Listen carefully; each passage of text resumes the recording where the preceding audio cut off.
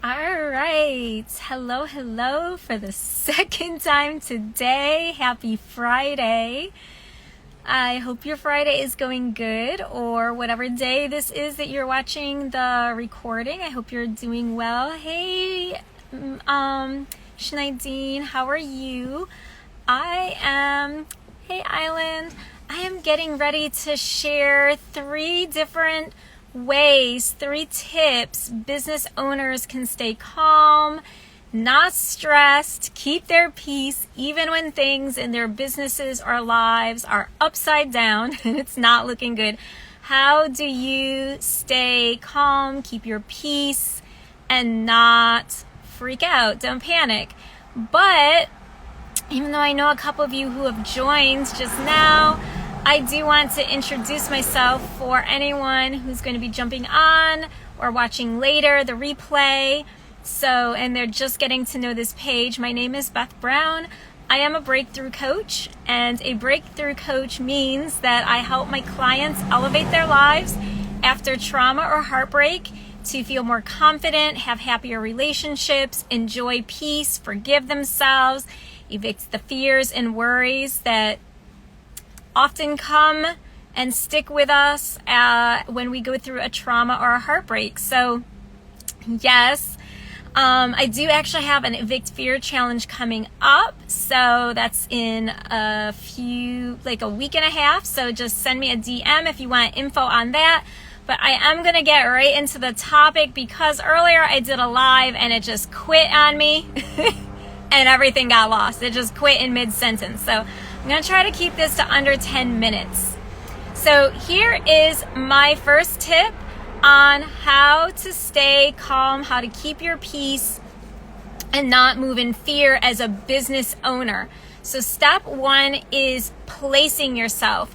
Pay attention to how you're placing yourself and who you're listening to. All right? You want to put yourself into position in the right ways. How you do that is 2 things. 1, the people you surround yourself. You want to be among other business owners who have integrity, who have similar success-minded mindsets, so that when you are invited to go out with them, whether it's just for a meet and greet over coffee or to an event that they're hosting, that you're going to meet other business owners who have integrity and are going to be moving and shaking in alignment with what your vision is as well for your business. Now, I know God is not for everyone, but I do love my Jesus. I do love God. God is literally in my business plan, and He's put me into some positions, good positions. So if you are open to listening to God, open to being led by God in your business, let me tell you, He's going to put you in the positions you need to be at the right time in the right place, because He knows the appointments that He has scheduled for you and you may not have even scheduled for yourself. So I'm going to give you a quick story to tell you exactly what I mean. Now, this story is a personal story because it happened to me really recently and it just made such a huge impression on me. But this could also be applied to my business. Okay, so back in March, it was a Sunday, and I felt like God was telling me, now, okay, I'm 99.9% sure. I'm never going to say I'm 100% sure that it was God telling me, but 99.9% sure God was leading me to go to a cafe that afternoon because I kept feeling like I was being told, you have an appointment. And so I looked at my planner, and of course I did not have an appointment that day. I had nothing on my schedule. Nothing was booked. But I decided to go ahead, listen, and I got into my car. I drove to the cafe. Now, I also wanted to go to Trader Joe's and pick up a couple groceries. But I felt like, no, don't go to Trader Joe's now. Go to this cafe. Wait, you have an appointment. You have a meeting. I felt like I had a meeting. So I get there. I decide I'm going to use my phone while I'm waiting for this meeting to take place that I have no idea what it is, because I don't have a meeting planned. I don't have anything scheduled for this day. So I decide I'm going to do some work on my phone while I'm waiting for this mysterious meeting. And about 30 minutes into sitting there, in walks someone that I know. Now, I'm not going to go into all the details, but hey, Tracy. Hey, Sasseries. I'm so happy to see you because I am talking about 3 ways business owners can reduce stress. And I'm on the first one, which I'm in the middle of a story. So I'm there at this cafe and this person walks in who I know. Now, like I was saying, I don't really want to go into all the details, but this was the last time that I ever saw this person. We had a really nice little conversation where we were able to catch up, and in June, he passed. He is no longer here with us in the spiritual world, in the physical world. He has moved to the spiritual realm. And if I had not listened to that voice, if I had not let God lead me to this meeting that I didn't know that I was supposed to have, I had no idea. But God, who's all-knowing, hey, Evolve.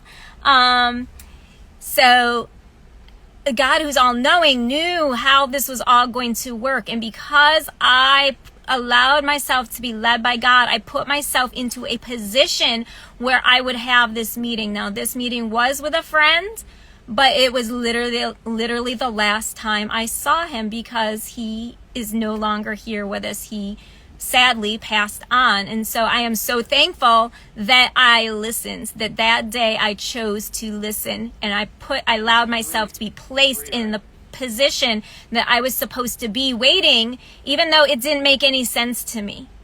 And so that's the thing when we are in business. Sometimes things don't make sense to us and we're like, well, God, why are you having me move this way? I don't have this planned. I don't have that, or I don't have the next thing. But he knows. And so he is the best business partner, and he's going to put you in the positions you need to be at the right place and time. So positioning and who we're listening to and surrounding ourselves is a great first step for moving as a business owner, as an entrepreneur. Hey, Matt. I'm having to redo my live. It quit on me earlier. Is a great first step to evicting fear and moving confidently. Now, if you're saying to yourself, that sounds really great, Beth, I don't really know how to hear God's voice. Yes, God always leads. I don't really know how to hear God's voice. Sometimes it's really confusing. In the 4-day upcoming Evict Fear Challenge that I'm facilitating, August 14th through 17th, I'm going to be talking just about that. That's one of the things I'm going to be sharing, is how to hear God's voice. So that we move not in fear and stress, but how we can move confidently. Now, number two is, I've got my little list here to make sure I get them in order and I stay on track. Number 2 is definitions. How do you define emergency? Okay? A lot of times we define our emergencies based on the scenario that pops up in our face that day. No. Before we have a problem in our businesses, before we have a problem even in our relationships, with our health, with our finances, whatever it is, we must define what an emergency is. Now, my definition for emergency may be different from yours. It's okay that we all have different definitions, right? My personal definition of an emergency is if my physical safety, my life, my well-being is threatened. I'm in an emergency. It's time to pull out all stops, right? Call the 911, do what I have to do, right?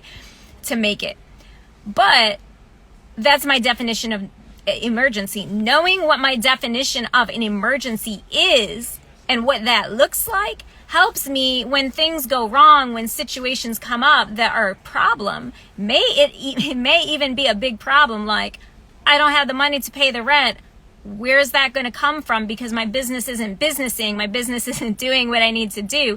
But I also know, well, you know what? I've got a month. I could maybe reach out to my marketing coach and get some cash injection strategies for my business. You know, I might be able to register for a networking event. There's certain things that I know that I have time to do, that I can work on and put into my control so I don't panic and be like, oh my goodness, I have an emergency. Because if we don't in advance define what an emergency looks like in our business, every time something doesn't go according to plan, it can become in our minds an emergency. And then we're just operating stressed out, worried, running up and down in a circle trying to keep up.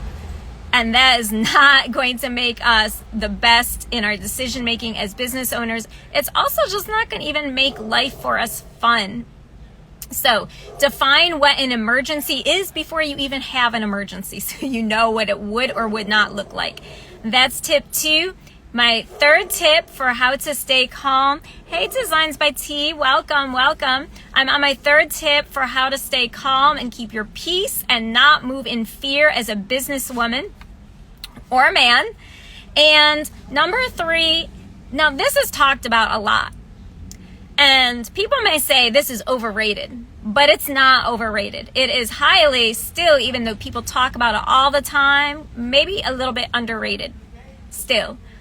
And that is gratitude, okay? Now, I'm going to tell you why it is important that we maintain gratitude. So, I woke up this morning. That is a win. I started my day with a win. I am grateful I woke up, right? This is just an example. So, that means that if my day started as a win, even if everything else isn't winning, I still began with a win. Now, here's the thing. When we are going through the day and we're having some rough moments, hey Latavia, welcome. I'm in the middle of my third tip for staying calm and keeping our peace and evicting fear while we're, business owners. So here's the thing. If I start and my day starts going bad, my business is not businessing, okay? This is just a term I've made up during this live. So my business is not businessing, right? Nothing is going right. Sales are not happening, whatever it is. Things aren't going well. But I start thinking about the things that I'm grateful for. What's that going to do for me? I am going to not pretend away my problems. I'm still going to address my problems. I still have problems that I need to solve. But I'm shifting, I'm replacing those panicked feelings, those thoughts, those of fear and worry of what's happening, what do I do next? I'm kind of grounding myself by putting in a new thought. Well, this happens today. Or yesterday even, that happened. Or last year, even remembering things that we're grateful for from a year ago. Those things, those grateful thoughts are going to replace the panicked thoughts, the fearful, stressed, worried thoughts, okay? And now I'm going to tell you how all these 3 keys go together. So when I get my thoughts settled down, and I'm starting from a place of gratitude, so I'm starting with my mind being healthy, what I can do is I can circle back, so to speak, to the first tip, which is putting myself into position, in the right position.